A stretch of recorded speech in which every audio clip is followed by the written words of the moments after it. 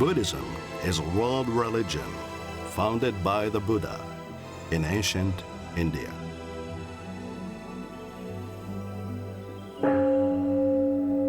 Buddhists seek wisdom, meaning, inner peace, and freedom from greed, hatred, and ignorance.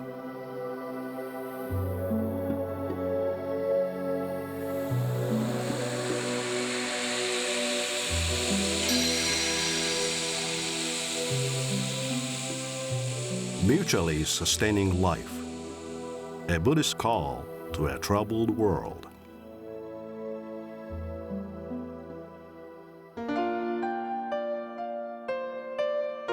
People can get rid of mistaken views and resulting worldly passions by careful and patient observation of the mind.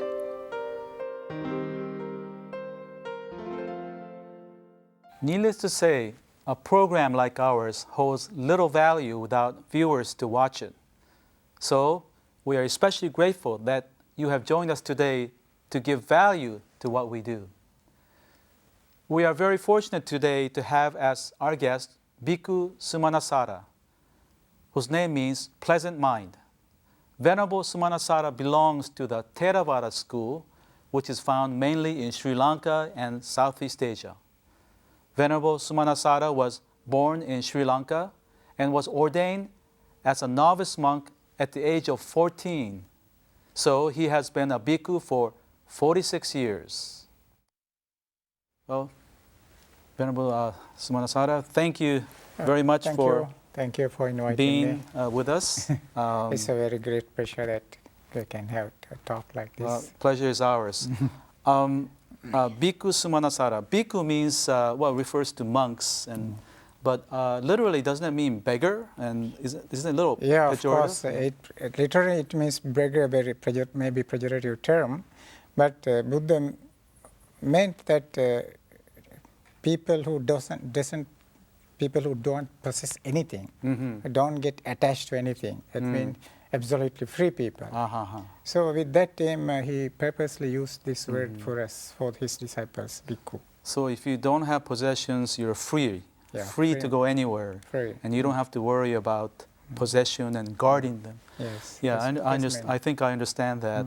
Thank you. Now, you've been a novice monk since age 14, and that's very young to be a monk. But can you tell us a little bit about your motivation for becoming a monk or novice monk? In my country, becoming a monk is not a big problem because it's a very natural process. From our earliest period, about 3 years, 4 years, our parents taught us about the basic principles of Buddhism. For example, when we play with the other animals, cats and ants like that, she get very angry, and he said every life is equal, and don't harm anybody. It is same as you, like that. So when I quarrel with my brother, and he said, don't get sticky to things. Keep it, let it go away. So like that. Then when I question about our life, you see that life is meaningless, and just people study and do a job and grow old and die. Then once again, when I asked what is the meaning of life, that there's no meaning, but you have to make it meaningful. So one of your motivations had to do with seeking a meaning in life for you. Yes, maybe. And then in Sri Lanka, at a young age, parents teach you to respect all life, including cats and dogs. Entire life. Even ants, I couldn't... Even ants? Yeah, I couldn't even allowed to press an ant. So Venerable, our program right now has to do with dukkha or suffering. And so what kind of dukkha or suffering do you feel most of your followers or students feel? So when I talk with the people, I found that many people complain about some type of fear. So they say they feel fear without any reason. So when I ask them further, they say that they are fear of their job, their family, and their health, and then people are fearing their death, so many things. And even the younger people also, they feel very strongly, they feel unsatisfied. They are not satisfied as the things going on. So it becomes very mental torture for them. So that's why people come to me and ask for help. And they can find out what it is. They don't know the reason. Yeah, they don't know the reason, the real reason. Because they are very intelligent, they know that they cannot avoid it, they cannot avoid their problems of the job, they cannot avoid the problems of the family. But they are not ready to face it. Yeah. So what is your solution? What do you teach them? So the solution is that we have a lot of imaginations and daydreaming and a lot of functions in the mind, everything unnecessary. Kind of obsessive thinking? Obsessive thinking and aimless thinking, purposeless. Just mind is turning endlessly. So our mind is full of these unnecessary loops of thought patterns, so thought cycles. Stuck and attached. So they can stop that pattern. So they don't have time to face the life. I see. All the energy is gone down. Going that way. So it's a sheer wastage of time. And the real solution is very simple. We cut all these loops of the mind. Cut the loops of the mind. All the loops of the mind. How do you do that? So that is what Vipassana is for. So Vipassana, the meditation I introduce is called Vipassana. That means observation. So we observe our mind and cut all the loops. So the point is like this: we face at the right moment and stop other thinking. So the simple practice, should I explain it also? Yeah, please. The simple way of practice, for example, here we can imagine there's a glass of water. I want to drink it. So I slowly move my hand without thinking. To stop thinking, I have to mentally note every minute action of the hand. So I said, raising, what is it called? Not raising. I said, stretching, touching, feeling of touch, raising, like that.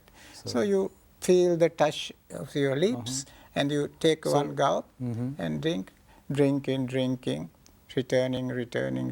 So it sounds like is this mindfulness? It is called mindfulness. And really concentrating on what's now in front of you? In front of you, at this right moment. At this moment, So that is very simple. Then you don't think about other obsessive thoughts. We purposely cut all other unnecessary thoughts. And you have to train your mind for that. And that's have Vipassana. To train it. When we train this, we can think properly with an aim. So you have a lot of energy then, reserved for the life.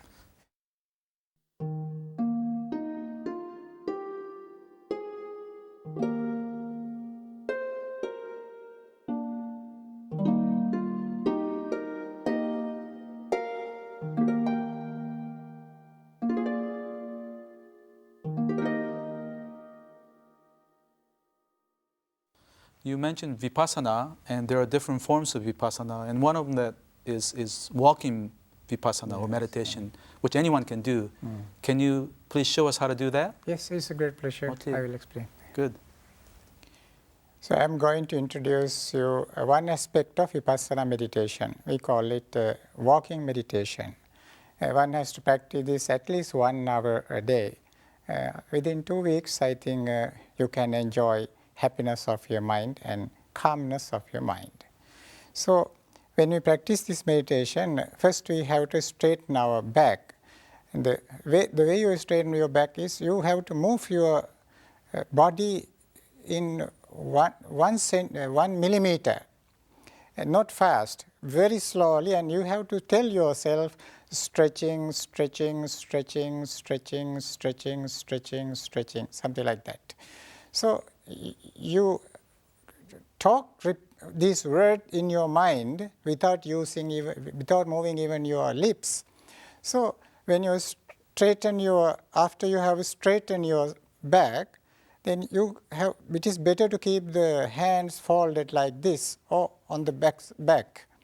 Then afterward, without moving the body, we move only the leg, only the foot, and we say right, raising, moving, pressing, left, raising, moving, pressing, right, raising, moving, pressing, left, raising, moving, pressing, right, raising, moving, pressing, left, raising, moving, pressing, right, raising, moving, pressing, stop, turning, turning, right, turning, left, turning right, turning left, stop, walking, right, raising, moving, pressing, left, raising, moving, pressing, right, raising, moving, pressing, left, raising, moving, pressing, right, raising, moving, pressing,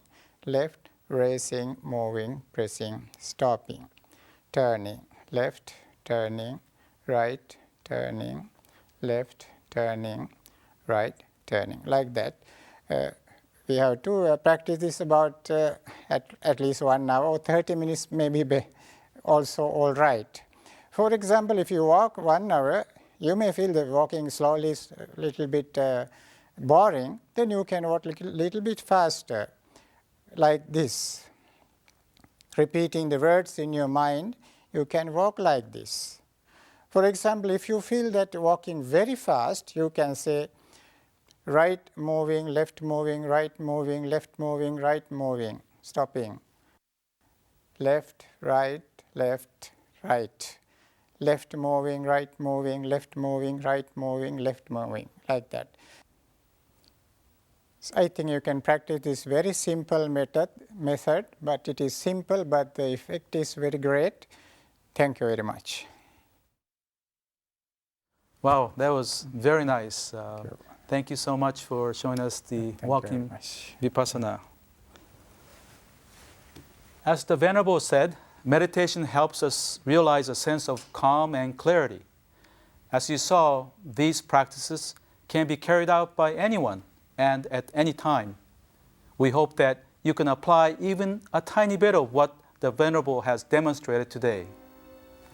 In our next show, we will continue with our discussion on the first mark of existence and how to turn suffering into a resource for living a fuller and deeper life.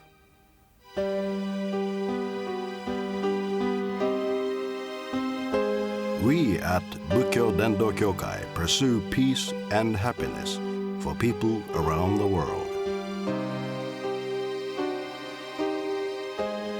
We have published the Buddhist teachings into 41 languages and donated our publication to hotels and other facilities in 55 countries. We would like to share the Buddhist teachings with people around the world. That's our mission. Visit our website for more information.